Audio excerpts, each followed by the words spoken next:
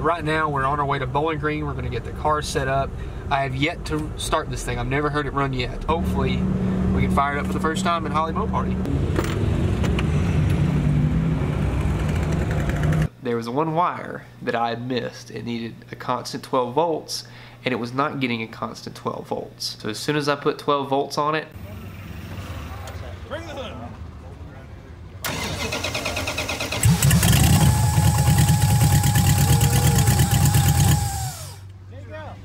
one thing I really wanted to keep on this car was the original style rally gauge cluster. Now the problem is getting restored gauge clusters, getting restored needles and gauge faces, that gets very expensive. And at the end of the day, you still have a very primitive design, a very primitive way of running a gauge, and sometimes they're not very accurate. They can jump around or they just don't read at all. And a lot of that stuff, it's 50 years old just about, and we really have a lot of issues when it comes to making sure everything's working right. But thankfully, Dakota Digital has come out with this new gauge cluster, the RTX line. They look beautiful. It looks just like a factory style gauge cluster except for this little tiny readout right here. I'll get a close up on that here in a second. You can see this is just a little digital display that you can run a lot of different parameters on it that you want, and you run it all from this little box. So you plug all your inputs and outputs, and then here's your sensors. I've got some sensors already on the engine, but this is your speedometer cable sensor, and then these are just plug-ins to run from the inputs to this side to outputs to the gauge cluster. You've got all the parts that you need to mount all this stuff in. And the best part about it, if you're restoring a vehicle like this, you're really going to come in cheaper to run something like this with modernized digital gauges than you would to get factory style restored gauges. And still look the same, and this car being a rally gauge in the 71 to 74 didn't even have the tack running up to $8,000, which I'm not going to be pulling that much, but this is a 70 style with the $8,000 tack, so that's pretty cool too. But we're going to install this, and it's going to look just like the factory did, but look totally awesome. It's going to function nice, it's going to be all brand new, and it'll be easy to troubleshoot and make work perfectly fine. Enter the madhouse that is the wiring of the inside of the Challenger. Now don't worry, it's not going to stay looking like this forever. So this is basically, I've really just routed a lot of the stuff for the turn signals. I've got all that working, and I've got the plug-ins. I actually robbed this off of a different car, stole the factory plug-ins for that so I wouldn't have to cut up my original harness. That's actually for the ignition switch there to get power to the accessories, and that actually controls my Holley Terminator X, and then the actual turn signal box is up here. But like I said, I'm going to clean all this up. I'm just trying to make all my connections right now. But I wanted to show you what I did to hide the Dakota Digital dash box. Now, if you look in there, you'll see it. This is actually where the ashtray goes on the car. And on the inside here, you have like a little metal piece and then a lid that'll drop down. It's all kind of integrated. But once that's in there, you'll never even see this box. If I ever have to work on it, then I just have to do like 2 or 3 screws, drop the ashtray back out, and then check and monitor everything. But you can see here, it's all tucked away and hidden, and then you have right here, the Terminator X box is actually mounted right next to it. So all this stuff, if it ever needs to be worked on, it's all hidden and tucked away. I like that because it's going to be super simple. And again, still just cleaning up my wires up here. You can see I'm just running stuff for temporary things just to make sure it all works. But I will be honest with you, when it comes to making a factory setup work versus these Dakota Digital gauges, this by far is so much easier. You see that you have all of your spots labeled on the box. You have everything that you need to know. Where every connection is going to go, it's all labeled there. All you got to do is run your wire to it, strip the end of it, and screw it in, and then it's done. And then on the bottom here, you have all of your input connectors that we're going to show in just a second. All these right here, those plug in, and those are the output sides that go, or these right here at least, are the outputs that go to your actual gauge cluster. So what I'm going to do is just rig up the power. I need a constant power source, a switch power source, and then a ground. You can see on the left side here, and I have to do those 3, and then we should have all of our inputs done. So looking inside the dash, you can see here what I have in my hand is my constant 12 volt. So what I have to do is easily, where it's labeled, run that wire into the box, and now I have, you see that status light popped up, and that's telling me that, hey, I've got power to the box now. All I have to do is take my screwdriver, and you can see there's screws inside there that you just run them in, make sure they're snug, and then make sure the wire won't fall out, and you're done. It's so simple to do. So it may be a little difficult to see. I wanted to leave this plastic on until I'm actually ready to put it in the car. I've got everything plugged in just temporarily, just to see how the gauges work. Check this out when I turn the key over.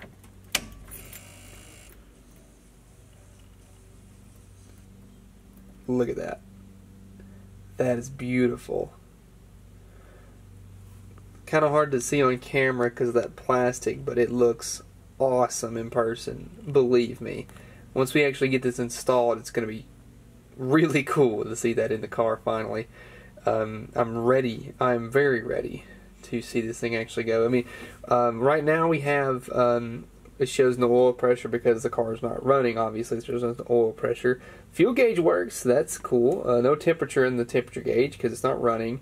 And our volts reads about a little less than 13, so that's about right. And that's really cool. I'm excited to see how that works. The tach is hooked up, and I still have to hook up the speedometer input. But other than that, everything else should be ready to go. We just have to, like I said, install it in the dash and get everything finalized. Once that's done, then we can start buttoning up a lot of our wiring. Classic Industries agrees that the factory wood grain paneling looks really good on these Challengers. So they reproduced all this stuff. And you know, way back from the beginning, my Challenger came with the option for the rear defroster. And they actually do make this plate. So that's pretty cool. But what I want to do is replace it because I have pulled all the switches out of this panel here. And I'm going to need to, I cleaned it up, got all the dirt and dust and all the nice debris out of it. So I need to actually put this new plate on here. What I did was actually glue this piece right here. This was still attached to the plate because this piece right here, the original one, it fell off. So I cleaned it up and then used some trim adhesive to clean it up, and all these little tabs go through the plate, and then through the back side you can see those little rectangles. You twist the tabs and that locks it in. So somehow this has to bend. I don't know how it's supposed to go, like how you're supposed to do it, but I believe if you just kind of work a little bit of an angle on it and then slowly push it in, because it's supposed to have like a really gradual bend. It's not supposed to be a crease, it's a gradual bend. So hopefully if I just try to bend it upwards, because it is metal, so you can bend it. I just don't want to bend it in the wrong place or break something. So I'm going to try and bend it out just a smidge and then place it inside here. How does it go? This way. Okay, I'm going to lock these in and then just kind of push it in. You see what I'm doing there?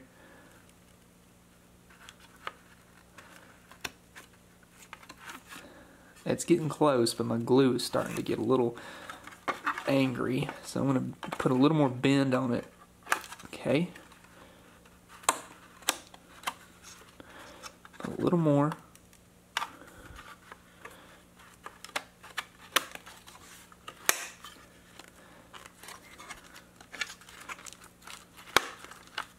Let's see if we got them all. Yeah, look at there. They're all in. That wasn't as bad as I was thinking it would be. I was really nervous doing that. And then these little tangs right here, they'll just fold over and then lock in these little positions right here that'll keep it from coming back out. So that's pretty cool. Pretty cool that these guys reproduce that stuff, and it comes with plastic on it so it doesn't get damaged or anything. So I will rip the plastic off, get these tangs bent over, and then bend all these tabs and twist them up so that way they'll lock it in place, and then we'll come back.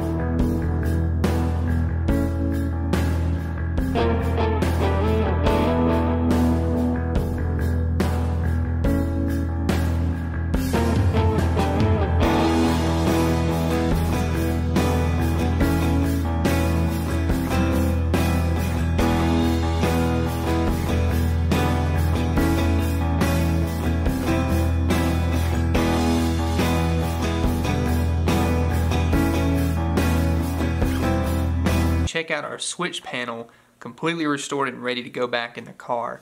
So here you see we have our light switch. I've verified that all these work.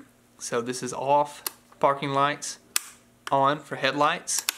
And then we have our rear defroster. So I'm not going to put this back in the car. Now I know that's going to upset some people. I want to use both speakers in the back, and I'm going to rig this switch up to be something else. I want to use this as maybe like a fan switch cut off, or possibly a fuel pump switch cut off. But right now this is in the off position, low, and high. And our panel dimmer does work, but the Dakota Digital has its own dimmer set into the actual panel. So what I'm actually going to do is just use this for the dome lights. This is a 3-speed, so this is off, low, medium, high. So it's 3 speeds, and then whenever you bring it back, it has a park function, so it'll actually drop the wipers a little bit lower and set them below the hood so you can't see them. It's pretty cool on the Challenger. This switch has a lot of plugs on the back of it. It's not very complicated by today's standards, but it still had a lot going on. I mean, switches get power and grounds, and they alternate what they get and what they don't get. So I had to really sit down and trace out the wires and make sure they all worked. And they do. The switch actually does work. And my wiper motor still works on the car, the original 3-speed motor. So everything is good to go. We just have to plug this in, get it wired in. So then we have all 4 switches working properly, ready to go back in the car. They're all cleaned up, and they look really good. I'm excited about how nice these things turned out. This panel from Classic Industries really does wrap up everything that we wanted to get this car to look like on the inside. So I want to try and do the same thing with our rally gauge cluster that is original. This is all from the factory. So this is really good stuff and hard to find stuff for sure. So again, it has these little tabs on here that they twist and lock into place. So I've already unlocked all of them. So hopefully now this should just real easily push out. And I say that because it's not going to be easy. We got to be really gentle here because we don't want to break this original plastic. We don't need this original plate, but we do need the original plastic. It's working its way out. Okay, with a little more persuasion. Almost got this entire thing loose. What are we missing here? Alright, so you can push this this is a fasten your seatbelts sign that comes on whenever it says, hey, you don't have your seatbelt fastened. But now that that is out of the way, we should be able to, there we go, release that entire piece. So now we are left with just a plastic bezel and this piece of metal. So what we need to do is actually get this little piece right here unstuck from this piece right here, the original. That way that we can reuse it on our new Challenger faceplate. And hopefully with just a little persuasion from our screwdriver, we're going to be able to get all this glue out of here.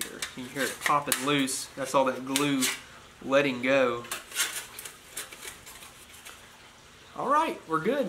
So now I want to take and clean this up really good. That way I can make sure that I have a really clean surface to glue to. Because that trim adhesive is very good, but it's also, it needs something good to stick to. It needs something very clean to stick to. So we'll clean this up, wipe it down, and make sure that it's good to go. Now we're using this 3M plastic and trim adhesive.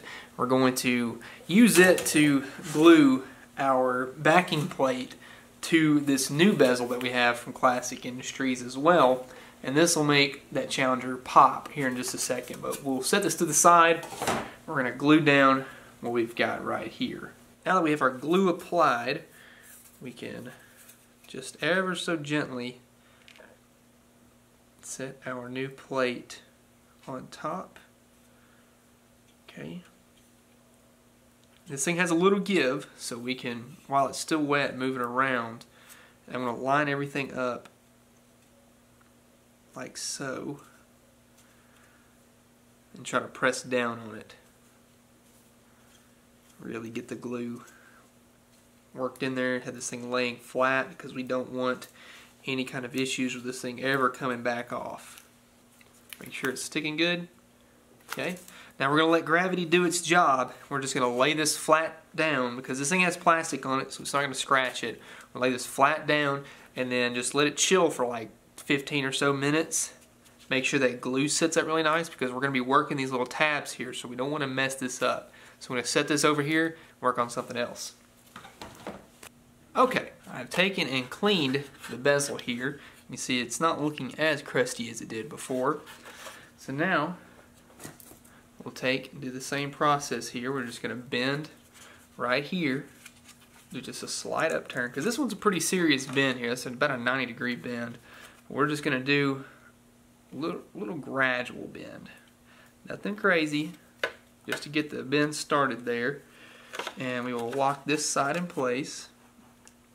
And so the whole thing kind of has a curve to it anyway, so this kind of helps it.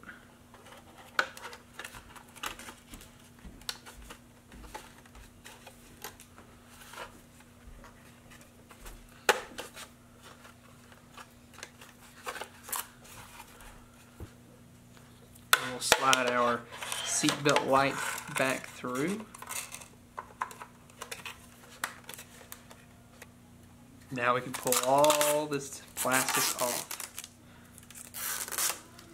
All our tabs are turned on the back side.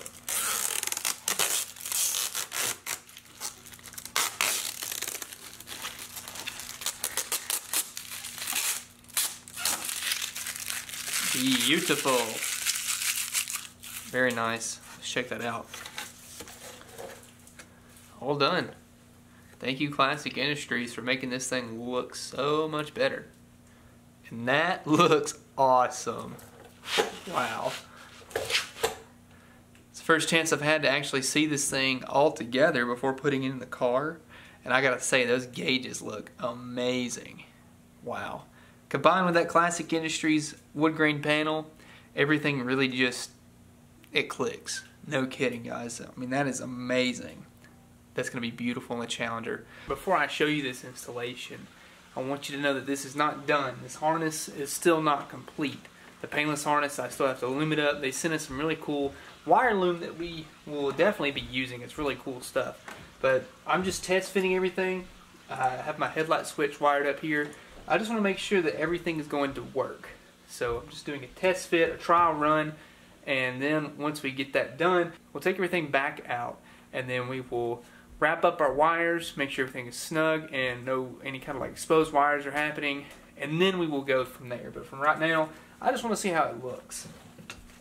So I've set a paper towel on the top of my steering column, keep from getting scratched. And all this wire I have here for my turn signal indicators that have not been done yet. But it's all supposed to just fit right in the factory location of the original cluster. So there's one screw in the factory location.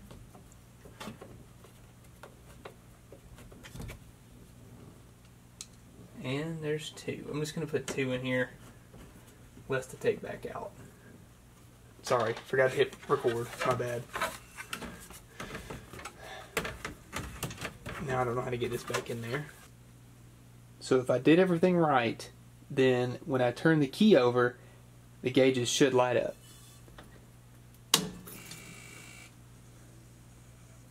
Nice. Those look awesome. And again, we have the oil fell low one more time, but that doesn't mean anything that we've done anything wrong. I'm going to put it in setup mode real quick. There's a plug and a switch down here that you have to, as you're turning it on, as you're like turning the gauges on, you hold the button down, turn the gauges, it goes to setup mode. Let off the button, and what I can do is actually access all of my customization options through the app. If I go to gauges, like for instance, I want to see what colors I can change this to. So right there we have the stock colors basically. I want to change it to, I don't know, red. Look at that. Or blue. Or maybe even green. And then you can change the needle color to blue. So I got yellow and blue here. And then you can adjust all like the different colors within the text options as well. But what I really like is that you can really dial in what kind of colors you want for the gauge cluster itself. And that orange right there looks pretty sick, I'm not going to lie. But there's so much stuff that you can do. And that's what I love about this thing. There's so many neat and cool options that you have, and I haven't even figured out all the stuff with it yet, but I cannot wait to actually get this car to the point where we can run it and then see how the tach works, see how the clock works, see how all of our gauges are working. But until we get this car to where it's actually completely wired in, we still have quite a bit to go. You can see we have a lot of wires hanging down here, but those white ones are going to be cut short. Those are just for the turn signal indicators up here, and we have to run a high beam indicator, which is all still left in this harness right here. So I don't have a lot left to do. This is all I have left to connect, and once I do that, then I can loom up all those that you see that were like hanging down wires, and once those are done, we can run and put this in permanently, and that'll be a nice touch to finally see all that bolted in the car and complete. I mentioned I made sure all these switches here worked, so let's flip the headlights on. Check this out. We've got tail lights back here on both sides. We've got our marker lights.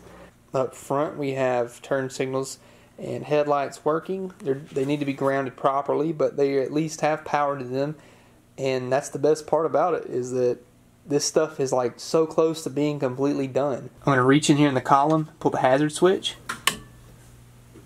Check that out. That shows that our turn signals are working up front, and we also have our tail lights working in the back.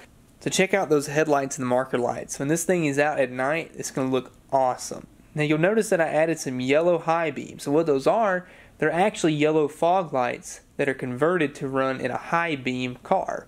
So what they are, it just comes with a little adapter plug to plug into your harness. You can buy these on eBay. They're actually glass. I think I paid like 50 bucks for them, and they look killer. So seeing these things on the car, it gives it that really nice 70s vintage rally looking vibe, and I really dig it.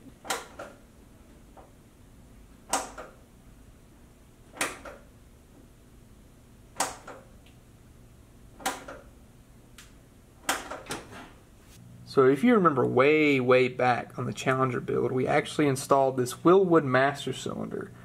Included with that was this Willwood proportioning valve that adjusts the bias for the rear brakes. You'll notice that there are two little wires coming out of that, and that's simply a brake switch. So instead of actually using one that's on the pedal, we have one that goes straight to the proportioning valve. And when the switch recognizes that the brake pedal has been pushed, it will send power to your brake lights. And when you mash your brake pedal, this happens.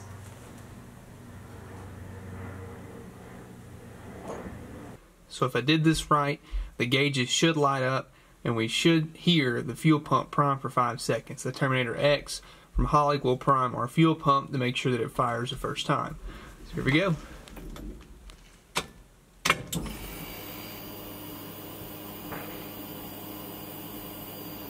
Nice.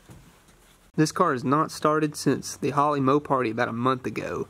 That, and we're still running the tune that the guys at Holley set up just to see if we were troubleshooting, so it does not have the base tune that you get whenever the ECU actually will make its own. So I do need to switch that back, but let's see if it'll fire up.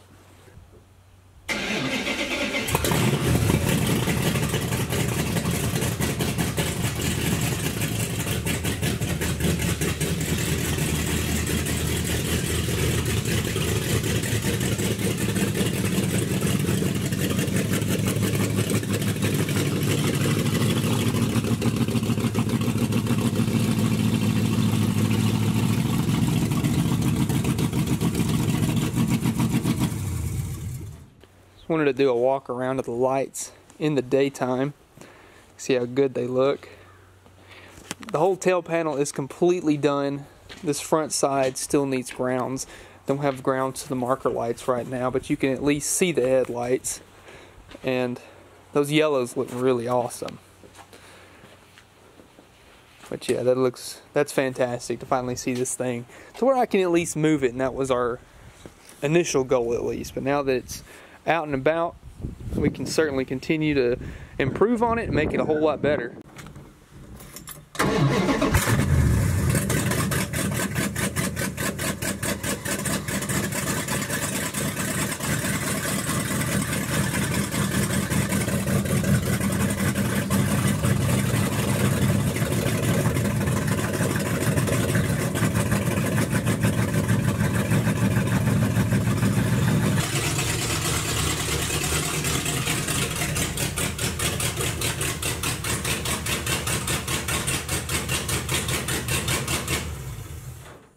So after all this, we still have to clean up all the wiring. We still have to make sure everything's buttoned up and good to go for the long run, because we do want to drive this car when it's all said and done.